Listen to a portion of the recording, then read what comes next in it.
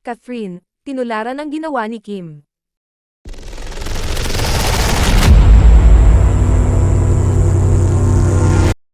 Pinakita ni Catherine Bernardo na kaya niyang magbiyahe na mag-isa. Ganito yata ang trend ng mga nakikipag-split. Nauna na itong ginawa ni Kim Chu. Ang mag-isang mag-travel sa abroad.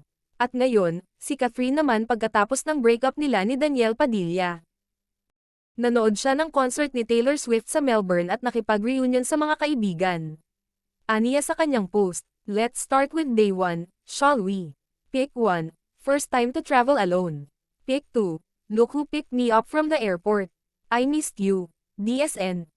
Pick 3, where most of the catching up happened. Pick 4, worked out the next day, as promised at Lulong Romero. Pick 5, bought some healthy snacks from the grocery, who are we? Pick 6, no electricity for almost an entire day, that was so random. Pick 7, saw some kangaroos within the neighborhood. Pick 8, finally met the beautiful people they consider family here. Pick 9, had a sumptuous Japanese meal prepared by Tito Alex.